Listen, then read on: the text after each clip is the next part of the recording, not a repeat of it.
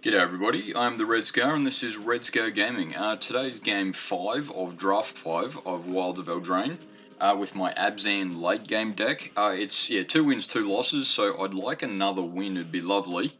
Because I'm a big fan of winning at least half a game.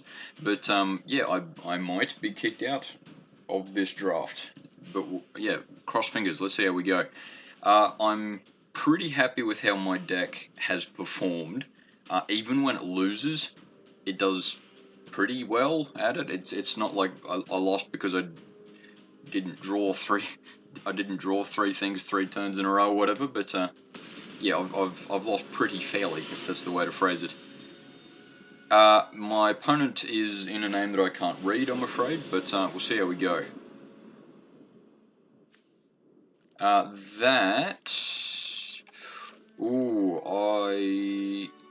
am not quite sure what to think about that, because on the one hand, I can go turn 1 Forest, turn 2 Forest, Beanstalk, Worm, play Crystal Grotto, but then the rest of my hand is white, so I might just drop that. That's probably better. Yeah, I'll keep that. Drop Scream Puff. It's still not the best sort of hand, because I know Toadstool Admirer is not the best card the world's ever seen, but I've had enough success with it, I think, that it's not bad for turn 1. Yeah, Evolving Wilds is my next move. I think I'll grab a Swamp with that as it stands, just so I've sort of got all the colours I need. My opponent's going Selesnya, I suppose, at this point.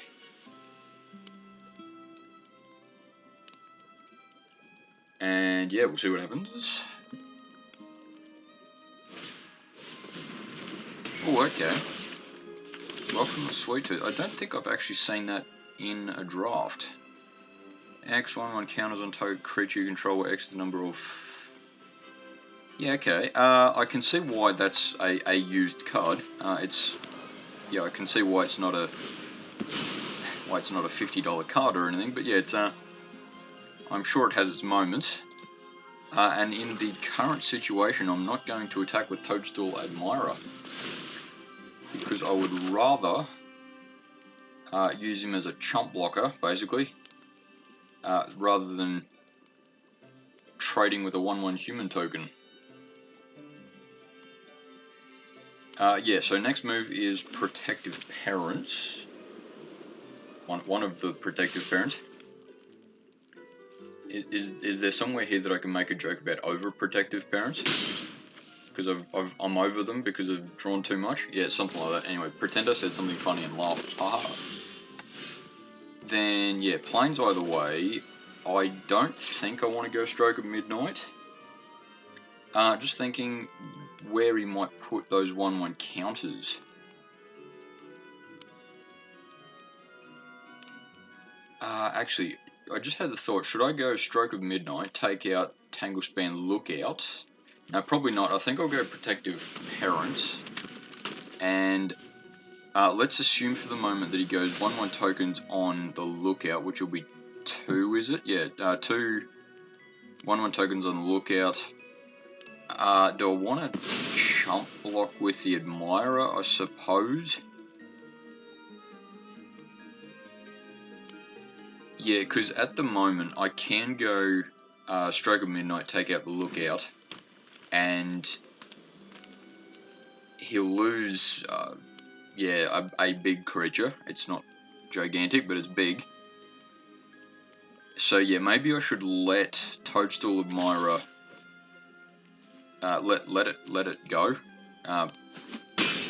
let him through. Yeah. Anyway, and yeah, Stroke of Midnight on the Lookout.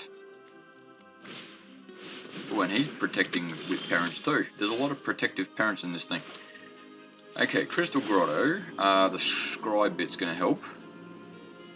Screen Puff could be very good, potentially. So yeah, Stroke of Midnight, take out Lookout. And I'm wondering, do I even want to attack with Protective Parents? I might actually do that, because either he's going to protect with his Protective Parents, He's going to protect my parents from his parents. Anyway, or he's going to take out, going to block with his 2 human tokens, or take 3 damage. Yeah, that's alright. Yeah, because it's pretty even at the moment. And next turn, I'll be drawing Scream Puff. So I think from there I can be a bit more in control of the position, but we'll see what happens. Yeah, taking 5 I suppose though, so I've got to be a little bit careful.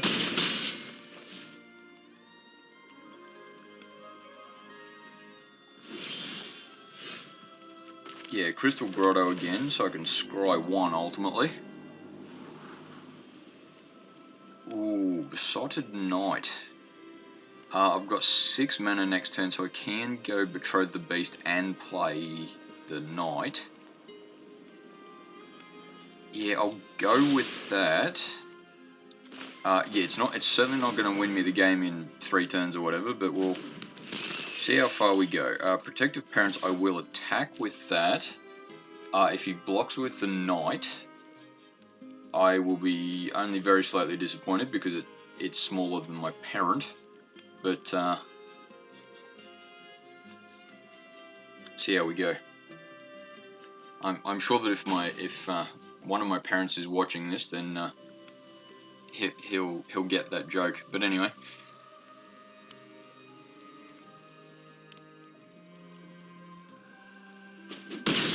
Yeah, I hit him for 3. So if he attacks, yeah, okay. I was going to say if he attacks now, I know there'll be a combat trick, but tapping down Scream Puff for this turn, while he'll do a fair bit of damage, he's not going to win this turn. And I've got the Chump Blocker up if I need it anyway, which, yeah, I hazard a guess I probably should just simply to stop, I suppose, Protective Parents at this stage getting through. Yeah, I suppose I've got to be a little more on the defensive just at the moment. Let's assume that he attacks with everything, has no combat tricks. He's going to do 4 damage to me. And I think I'll even leave probably both Protective Parents up in the defense mode, if I'm allowed to call it that.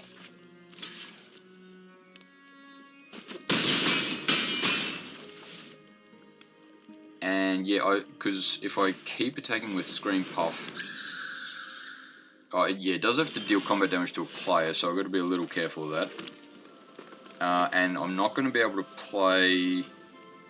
Actually, I can play Besotted Knight as well as Royal Roll Token. So I might do that. Let's attach that to Scream Puff, partly because he's... Oh, look, as close as I can get to a win condition just at the moment. I'll play Besotted Knight.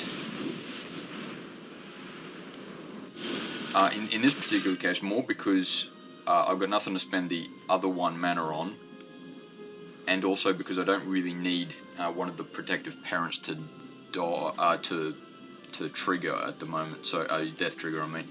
Now, just before I get too silly about this, let's assume that he attacks for everything next turn. He'll be doing 5. Sorry, I'll just let you know I'm thinking. He will hit me for 5, 7, 8. So that is lethal. So I've got to be able to block with a bit anyway. Yeah, let's attack with the Scream Puff. If he blocks, I don't mind. It's less damage I take ultimately. If he doesn't block, I get the food token, which I hope I get the chance to use gain life. Otherwise, I'm basically just take out as bigger creatures as I can and stop as much damage getting through as I can, is the long story short. Yeah, I'm a little surprised he didn't just chump block that with the Admirer. Or even the Knight, because I suppose the Admirer can get bigger even right now if he wants to.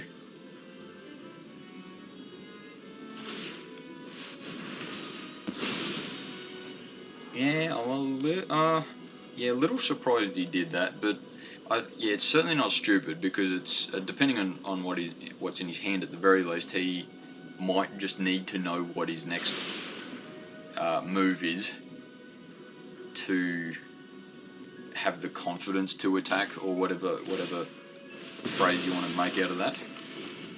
Oh yeah, and he gets to sake his food while doing that, I suppose. So that's certainly not a waste of time. Ooh, yeah, that's a card that may have just won the game for him. Because he attacks with everything. I take 6. Yeah, good game, mate. Good game. Yeah, that Ariat's Tempting Apple has, if not necessarily won the game, has stirred the game the way it needs to go several times. So yeah, that's a good move. Yeah, well, anyway, that was game 5 and lost 3. So my next video is the summary of this particular set. But yeah, I'm happy with how that draft went ultimately. Like probably without thinking it too much, I probably should have gone a bit lower on the mana curve, but I sort of knew that straight from the get go. So anyway, thanks for watching. See you next time.